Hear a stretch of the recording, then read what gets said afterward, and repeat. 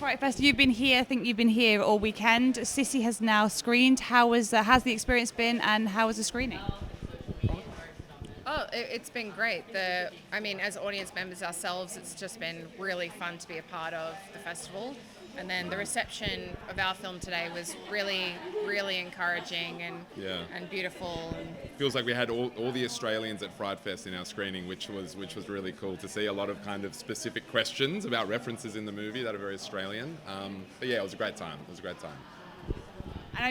I first caught the film at South by Southwest and immediately fell in love with it. It's such an important story to tell. Obviously, it's this social media influencer who she's kind of masking a lot of her own problems through online. Was it that idea that sort of inspired the story?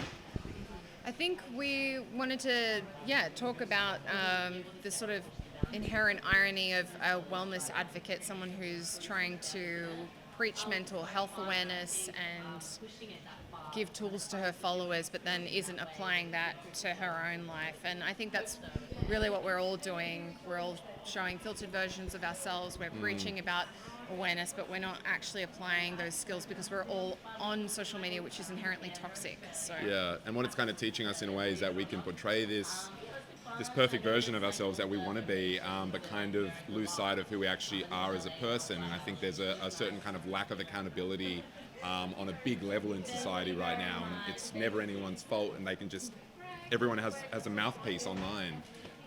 And so it's those two things combined that I think kind of really inspired us to write it. Yeah. I love the way that the film looks. Your eyeshadow, for what you know, is very on brand. But there's a lot of pinks and purples and glitter. I just wondered what the thought process behind the look of the film was.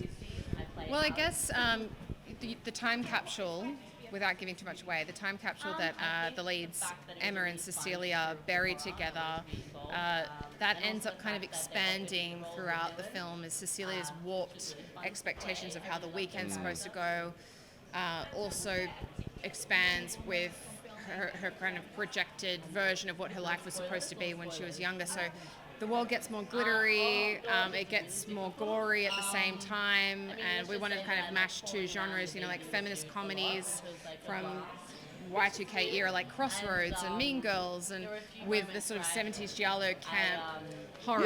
Yeah, and just kind of like all the great 80s American slashers that I grew up with as well. And somewhere in the middle we kind of find glitter gore. So that's our little our coinage. Yeah. Trademark it. Yeah.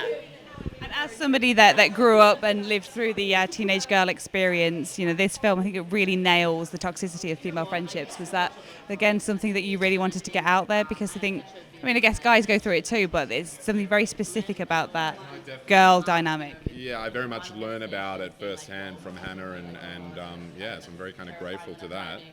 It's a different thing, isn't it? Yeah, it is. I think as tweens, we all go through that formative experience where your first heartbreak is with a girlfriend, and it informs your personality in really weird and strange ways. And I think that social media, being online, is making everything worse with bullying, and so we wanted to make a movie about that to kind of bring awareness to being nice to each other online and offline. And absolutely, yeah. And just kind of shedding toxic friends that don't serve you, and it's kind of mirrored in the online social media world that we follow a lot of people that might not be good for us and kind of care about the opinions of a lot of people that aren't good for us, and that extends down to our, it starts at our friendship group in our lives, and it's the micro and the macro, but they parallel each other. It's just shed the toxicity, I guess, is really the whole point of it. And the film is arriving on Shudder very soon. It's going to go global. How are you guys feeling about that?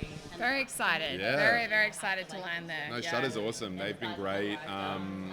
It's the kind of platform that we have at home. It's the kind of stuff that we like to watch, and so it's nice to just know that our audience watching the film is us. It's the same thing that we do with other films. We're really excited to see how Gen Z responds to Sissy, because that audience hasn't seen it yet, so it'll be interesting. And they'll be able to watch it at home because no one can tell them not to sneak into the theatre. You know what I mean? Yeah. Well, I wish you the best of luck with the release. Thank you so much. Thank you.